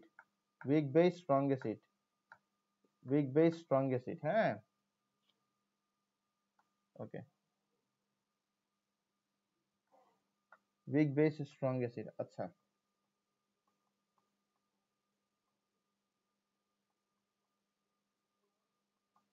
এই যে উইক বেস আছে উইক বেসের পিএইচ এর রেঞ্জ কত এই উইক বেসের পিএইচ এর রেঞ্জ হচ্ছে 7 থেকে 10 স্ট্রং অ্যাসিডের পিএইচ এর রেঞ্জ কত 0 থেকে 3 বা 1 থেকে 3 ধরলাম আমি একটু 1 থেকে 3 ধরলাম এখানে সুবিধার জন্য আমার এখানের এই কার্ভের সুবিধার জন্য আমি এটা ধরলাম তো দেখো তোমার এখানের মধ্যে কনিক্যাল ফ্লাস্কে আছে স্ট্রং অ্যাসিড তো শুরুতে স্ট্রং অ্যাসিডের পরিমাণ সর্বোচ্চ হবে এই কারণে শুরুতে কনিক্যাল ফ্লাস্কে পিএইচ সর্বনিম্ন হবে আমরা জানি স্ট্রং অ্যাসিডের জন্য সর্বনিম্ন পিএইচ হতে পারে কত 1 কত হইতে পারে 1 এমনি তো 0 হইতে পারে আমরা ধরে নিলাম এই কার্ভগুলো আসলে 1 থেকে শুরু হইতো এই কারণে 1 ধরে নিলাম সর্বনিম্ন পিএইচ কত হইতে পারে 1 হইতে পারে ঠিক আছে তো এরপর আমি কি করব বেজ অ্যাড করতে থাকবো বেজ অ্যাড করলে কি হয় পিএইচ বাড়ে এখন আমি বেজ অ্যাড করতেছি পিএইচ বাড়তেছে ঠিক আছে আমি যখনই বেজ অ্যাড করি যে পরিমাণ বেজ অ্যাড করি সেটা অ্যাসিডের সাথে রিঅ্যাক্ট করে ফেলে বেজ আর থাকে না কি বাকি থাকে অ্যাসিডটা বাকি থাকে তো অ্যাসিডের পরিমাণ কিন্তু কমতে থাকে অ্যাসিডের পরিমাণ কমলে পিএইচ বাড়তে থাকবে এখন যে অ্যাসিডটা আছে এটা হচ্ছে স্ট্রং অ্যাসিড এটা সর্বোচ্চ পিএইচ কত এটা সর্বোচ্চ পিএইচ হচ্ছে 3 তাহলে আমি এখানের মধ্যে যদি একদম 0.000 সামথিং অ্যাসিড রাখি তার জন্য পিএইচ আসবে কত 3 ঠিক আছে তাহলে স্ট্রং অ্যাসিডের জন্য সর্বোচ্চ পিএইচ আসতেছে কত 3 যতক্ষণ ধরে স্ট্রং অ্যাসিড একদম এক দানা বাকি থাকবে অতক্ষণ ধরে সর্বোচ্চ পিএইচ কত আসতে পারবে 3 আসতে পারবে ঠিক আছে ওকে তাহলে 3 আসছে তো এরপরে এমন একটা ফোঁটা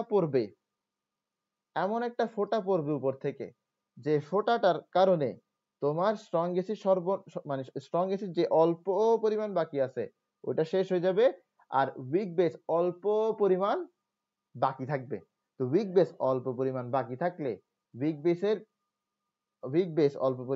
থাকলে আমরা জানি বেস যদি অল্প পরিমাণ বাকি থাকে তাহলে পিএইচ হয় কম এখন উইক বেসের যেটা সর্বনিম্ন পিএইচ সেটা কত সেটা হচ্ছে 7 তাহলে একদম অল্প থেকে অল্প পরিমাণ উইক বেস বাকি থাকলেও পিএইচ কত থাকবে 7 থাকবে পিএইচ কত থাকবে 7 থাকবে তাহলে আমার এখানে পিএইচ কত পাওয়া যাবে 7 পাওয়া যাবে এরপর যখন আমি বেসটা অ্যাড করতে থাকবো তখন পিএইচ এর মান বাড়তে থাকবে।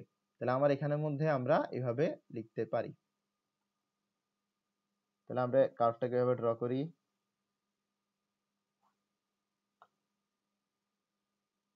এটা কার নিউট্রালাইজেশন কার?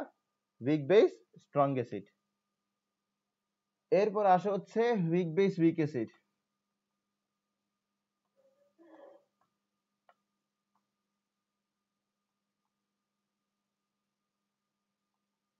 এবার উইক বেস উইক অ্যাসিডের যে পিএইচ রেঞ্জটা দেখো, পিএইচ রেঞ্জটা কিরকম? পিএইচ রেঞ্জটা হচ্ছে দেখো এরকম। উইক বেসের জন্য কত? 7 থেকে 10, ঠিক আছে। উইক অ্যাসিডের জন্য কত? 3 থেকে 7। তাহলে পিএইচ চেঞ্জ কিরকম হবে জানো? 3 থেকে 7 যাবে বা 7 থেকে 10 যাবে। তার মানে আমার এখানে কি নাই? কোনো শার্প চেঞ্জ হবে নাই। আমার এখানে কোনো শার্প চেঞ্জ নেই, এই কেসের মধ্যে কোনো শার্প চেঞ্জ নাই। বলো বুঝছো বিষয়টা? কেন শার্প চেঞ্জ নাই? এই চেঞ্জটাকে আমি বলি শার্প চেঞ্জ, এই চেঞ্জটাকে বলি শার্প চেঞ্জ। বুঝে গেছে? Sharp change of pH. এই শার্প চেঞ্জ অফ পিএইচ আমার এখানে আছে, কিন্তু উইক বেস উইক অ্যাসিডের ক্ষেত্রে নাই।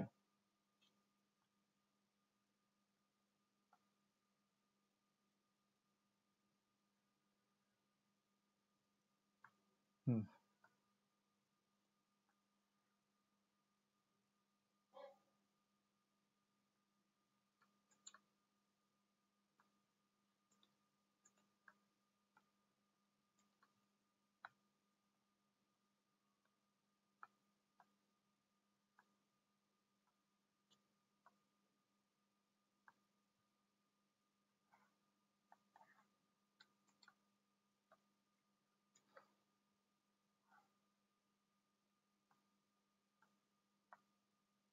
দেখো তোমার এখানে কি আছে? উইক অ্যাসিড আছে, হ্যাঁ উইক অ্যাসিড আছে। যেহেতু উইক অ্যাসিড আছে, তোমার এখানের মধ্যে কন্টেনারের শুরুতে যখন পিএইচ মাপা হবে, যেহেতু উইক অ্যাসিড বেশি পরিমাণে থাকবে, আমরা জানি অ্যাসিড যদি বেশি পরিমাণে থাকে পিএইচ হয় কম। কারণ উইক অ্যাসিডের ক্ষেত্রে সর্বনিম্ন পিএইচ কত? 3। তাহলে শুরুতে পিএইচ থাকবে কত? 3। এরপরে আমরা বেস অ্যাড করতে থাকবো। বেস অ্যাড করলে বেস যা অ্যাড করবো তা উইক অ্যাসিডের সাথে রিঅ্যাক্ট করে ফেলবে। এরপরে উইক অ্যাসিড অল্প পরিমাণ বাকি থাকবে। তো উইক অ্যাসিড অল্প পরিমাণ বাকি থাকলে পিএইচ কি হইতে থাকবে? বাড়তে থাকবে। উইক অ্যাসিড যখন একদম অল্প পরিমাণ বাকি আছে তখন পিএইচ কি অনেক বেশি হবে। তো উইক অ্যাসিডের জন্য সর্বোচ্চ পিএইচ কত? 7। তাহলে আমরা বুঝতেছি যখন উইক অ্যাসিড একদম অল্প পরিমাণ বাকি থাকবে তখন পিএইচ হবে কত? তখন পিএইচ হবে 7। তখন পিএইচ হবে কত? তখন পিএইচ হবে 7। তখন পিএইচ হবে 7। ওকে। তো উপর থেকে যেহেতু উইক বেস দিচ্ছি, তো দেখা যাবে যে উইক অ্যাসিড শেষ হওয়ার পরে একদম অল্প পরিমাণ উইক বেস থাকবে। তো আমরা জানি বেস যত কম থাকবে পিএইচ তত কম। তো উইক বেস যেহেতু একদম অল্প পরিমাণ থাকতেছে, তাহলে পিএইচও একদম কম থাকবে। এবার উইক বেসের জন্য সর্বনিম্ন পিএইচ কত? 7। তার মানে যখন আমার এখানে উইক অ্যাসিড শেষ হয়ে যাবে, উইক বেস অল্প থেকে অল্প পরিমাণ বাকি থাকবে, তখন আমার এখানে উইক বেসের জন্য পিএইচটা হবে 7। তার মানে আমার এখানে কোনো কি নাই? শার্প চেঞ্জ নাই। এরপরে আমরা যখন আরো উপর থেকে উইক বেস অ্যাড করতে থাকবো তখন গ্র্যাজুয়ালি পিএইচটা বাড়তে থাকবে। তার মানে আমার এখানে কোনো শার্প চেঞ্জ নাই। সহজ ভাষা হচ্ছে সেটা। এরকম ডট ডট ডট কেন দিতেছি আমি?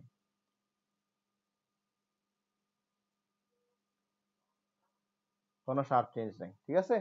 No sharp change, no sharp change. বলো বুঝছো কিনা?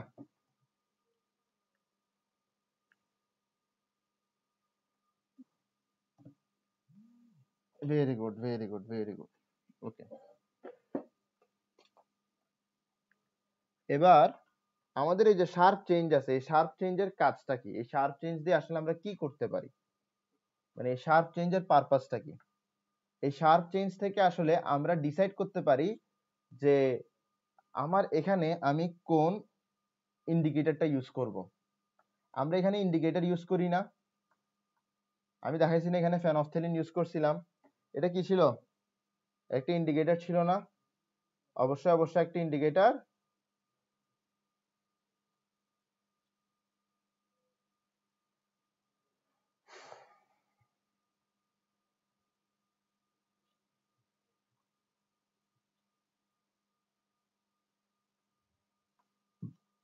চলো, এই যে আমরা নিউট্রালাইজেশন কার্ভ করলাম বা টাইট্রেশন কার্ভ করলাম, এগুলার কি দরকার? এগুলো কেন করছি আমরা? এগুলো করছি মূলত এই শার্প চেঞ্জটা পাওয়ার জন্য। এবার প্রশ্ন হতে পারে, এই শার্প চেঞ্জ দিয়ে আমরা কি করব? এই শার্প চেঞ্জ দিয়ে আমরা মূলত ডিসাইড করব যে টাইট্রেশনে কোন ইন্ডিকেটরটা ইউজ করতে হবে। আমরা টাইট্রেশন ইন্ডিকেটর ইউজ করি না? যেমন ধরো এখানে ফেনফথেলিন ইউজ করছিলাম, যখন ফেনফথেলিন কালার চেঞ্জ করতেছিল তখন টাইট্রেশন বন্ধ করে দিচ্ছিলাম, তখন টাইট্রেশন শেষ হয়ে যাচ্ছিল। তো ইন্ডিকেটর টাইট্রেশনের অনেক ইম্পর্টেন্ট একটা অংশ। তুমি টাইট্রেশন কখন শেষ করবা, কখন তুমি উপর থেকে বুলেট থেকে ড্রপলেট অ্যাড করা বন্ধ করবা, এটা তোমাকে কে বলে দিবে? এটা তোমাকে ইন্ডিকেটর বলে দিবে। ইন্ডিকেটর নিজের কালার চেঞ্জ করার মাত্রই তুমি উপর থেকে আর কোনো কিছু অ্যাড করবা না। তাহলে ইন্ডিকেটর অনেক ইম্পর্টেন্ট না? এবার এই যে ইন্ডিকেটর আছে, এই ইন্ডিকেটর তুমি কোত্থেকে বের করবা? তুমি এই শার্প চেঞ্জ থেকে বের করবা। এই শার্প চেঞ্জ থেকে বের করবা। তোমার ইন্ডিকেটরস কি কি আছে?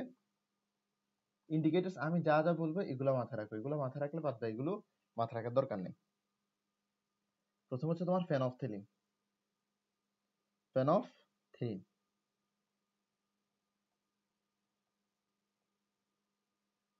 ফেনফথেলিন তো ফেনফথেলিন যেটা আছে, এটার পিএইচ রেঞ্জ, একটা বিষয় আছে এখানে যেটাকে বলা হচ্ছে পিএইচ রেঞ্জ। বুঝাই দিব পিএইচ রেঞ্জ কি জিনিস। পিএইচ রেঞ্জ, এটার পিএইচ রেঞ্জ হচ্ছে 8.3 থেকে 10 পর্যন্ত, বা 8 থেকে 10 পর্যন্ত। মাথায় রাখবা 8 থেকে 10, 8 থেকে 10, 8 থেকে 10, 8 থেকে 10, ঠিক আছে? 8 থেকে 10, তাহলে পিএইচ রেঞ্জ 8 থেকে 10।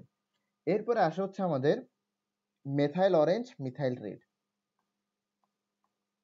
মিথাইল অরেঞ্জ, এরপরে আসে হচ্ছে methyl red. Methyl orange, methyl red, methyl orange, methyl red, methyl orange, methyl red. তো মিথাইল অরেঞ্জের পিএইচ রেঞ্জ হচ্ছে 3 থেকে 4, আর মিথাইল রেডের হচ্ছে 4 থেকে ধরো 7 বা 6, ঠিক আছে? এই রেঞ্জগুলো কি জানো, ফিক্স না। তুমি যদি এক একটা বইতে যাও দেখবে যে এক একটা রেঞ্জ আছে, নাগের মধ্যে একটা রেঞ্জ, মিশ্রির মধ্যে একটা রেঞ্জ, অক্ষর পদ্ধতিতে আরেকটা রেঞ্জ। এই রেঞ্জগুলো ঠিক নাই।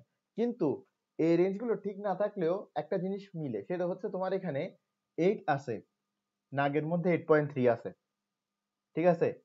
তোমার 8 আছে, ওখানে 8.3 আছে। তোমার এমন না যে এখানে 8 দিছে ওখানের মধ্যে দিবে 12, মোটেও না।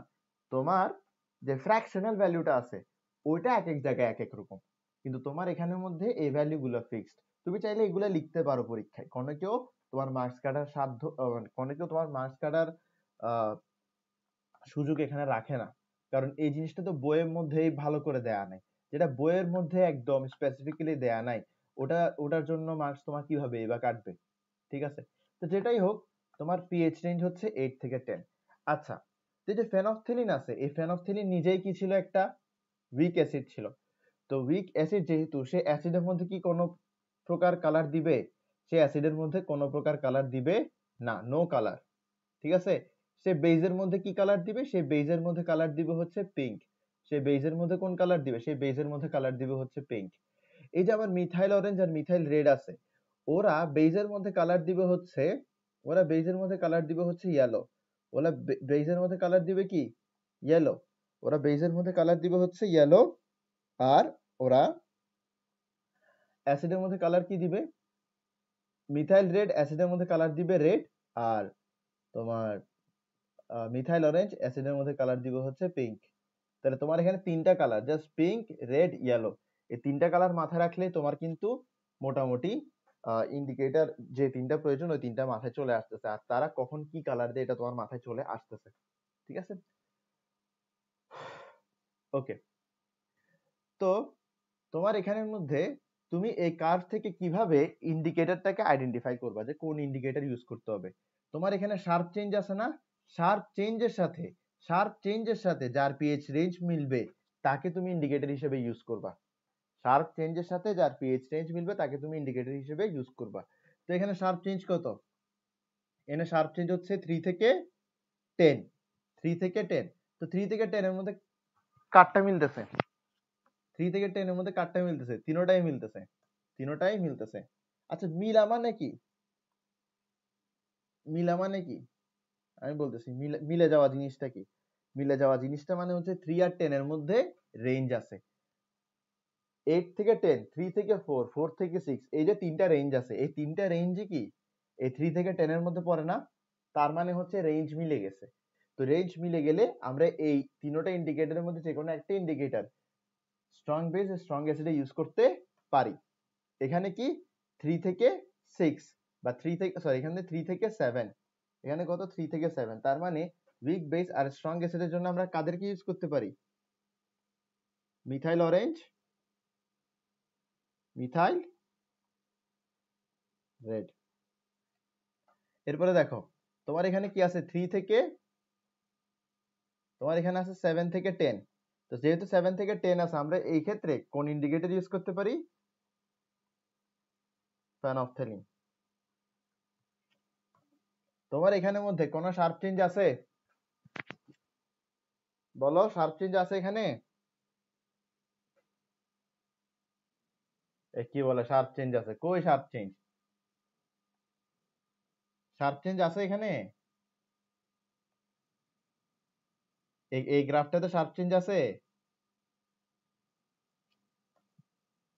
দেখো এখানে শার্প চেঞ্জ হচ্ছে এতটুকু, একটা স্ট্রেট লাইন আছে। এখানে শার্প চেঞ্জ হচ্ছে এটা একটা স্ট্রেট লাইন, ঠিক আছে? এখানে শার্প চেঞ্জ হচ্ছে এটা একটা স্ট্রেট লাইন। এই জায়গায় দেখো শার্প চেঞ্জ আছে? নাই। তুমি একটা জিনিস ভালো করে খেয়াল করো, উইক অ্যাসিডের কত 3 থেকে 7, আবার উইক বেসের কত 7 থেকে 10। তাহলে তোমার উইক অ্যাসিড যখন শেষ হয়ে যাবে তখন পিএইচ কত থাকবে? 7। যখন উইক বেস একটু পরিমাণ বেশি থাকবে তখন পিএইচ কত থাকবে? 7। এরপরে বেস বাড়াতে থাকো, 7 থেকে কত হবে? 10। তাই তো 3, 7, 10। তাহলে এখানে কিন্তু তোমার হুট করে বাড়তেছে না কিছু, গ্র্যাজুয়ালি বাড়তেছে, ঠিক না? গ্র্যাজুয়ালি বাড়তেছে। তোমার এখানে শার্প চেঞ্জ নেই। তোমার যদি শার্প চেঞ্জ না থাকে তার মানে এখানে কোনো টাইট্রেশন হচ্ছে না, এখানে কোনো ইন্ডিকেটর ইউজ করা যাবে না। বুঝা গেছে? ক্লিয়ার? আজকের ক্লাস পুরোটাই বুঝছো? ওকে, তাহলে আজকের ক্লাস এতটুকুই। Thank you so much.